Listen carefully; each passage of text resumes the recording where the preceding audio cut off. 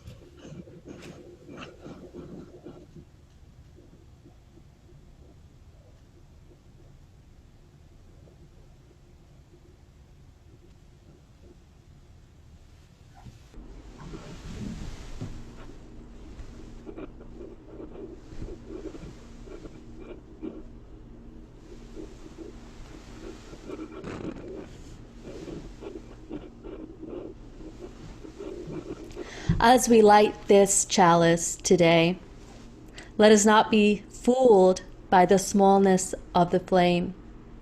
There is heat to the small flame that burns and stings like our movements for justice. Through this small flame, we hear the roar of our Black, Indigenous, and ancestors of color. Yet, when we are not responsible keepers of this flame, places sacred to us and loved ones can be harmed. There is warmth to this flame that roots us in our community through all seasons. Let us remember that as we light this flame, may it not light just the flame of truth within our hearts, but may it light that prophetic fire that moves us to bold action this season and beyond. May it be so. Now is the time for worship. When skies turn orange and apocalyptic red, now is the time for worship.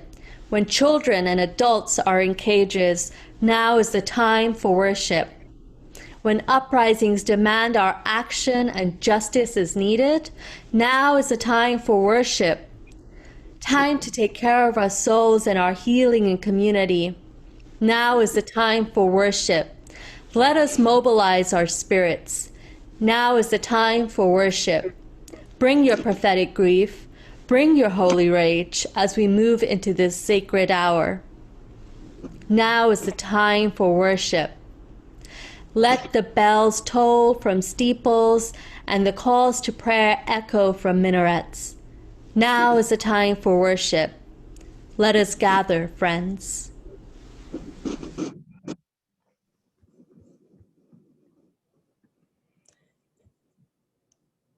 So this morning, many of the elements of worship are from our UUA, and they are wonderful, such wonderful quality that we are using quite a lot of them.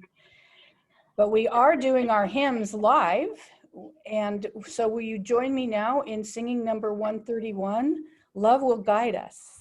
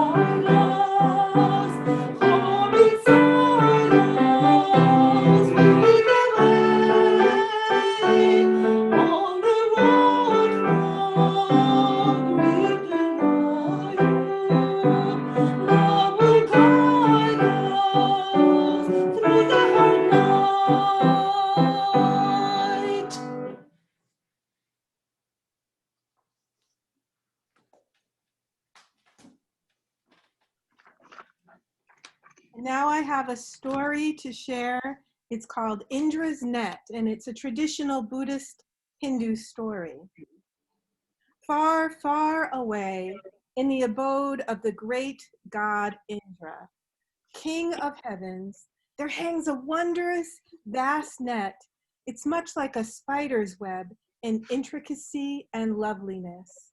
It stretches out infinitely in all directions.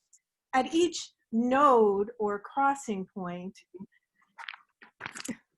of the net hangs a single glittering jewel. Since the net itself is infinite in dimension, the jewels are infinite in number. The sparkling jewels hang there, suspended, supported by the net, glittering like stars, dazzling to behold. Now close your eyes and imagine what this magnificent jeweled net looks like, spread across the vast expanse of space. Keep your eyes closed and move into one jewel in the net. Look closely, and you will see that the polished surface of the gem reflects all of the other jewels in the net. Infinite in number, just as two mirrors placed opposite each other reflect an image. Each jewel reflected in this gem you are gazing into also reflects all the other jewels, so that the process of reflection itself is infinite.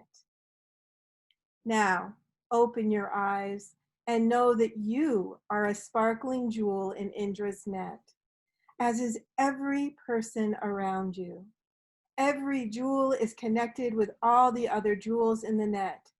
Each person is intimately connected with all the other persons in the universe. Each has an independent place within the net, and we all reflect influence upon one another. A change in one jewel or person produces a change, however slight, in every other. Realize too that the infinite reflections speak to the illusory nature of appearances. Appearances are not, in fact, reality, but only a reflection. The true nature of a thing is not to be captured in its appearance. However powerful that appearance might be, it is only a reflection of what is real. In addition, whatever you do to one jewel affects the entire net, as well as yourself. You cannot damage one strand of a spider web without injuring the entire web. You cannot damage one strand of the web that is the universe without damaging all the others in it, whether that injury is known or unknown. This can work for good or ill because, of course, just as destructive acts affect the entire net, so do loving, compassionate acts affect the entire net. A single helpful act, even a simple act of kindness, will send positive ripples across the infinite net, touching every jewel, touching every person in existence. Here ends our story.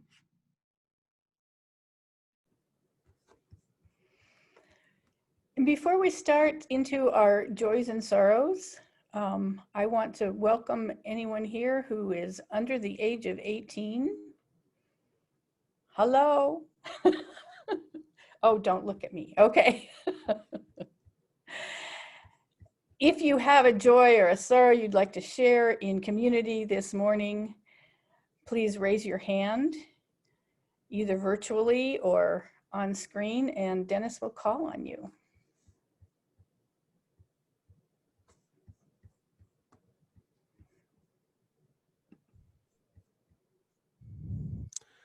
I'm going to call on Pam first.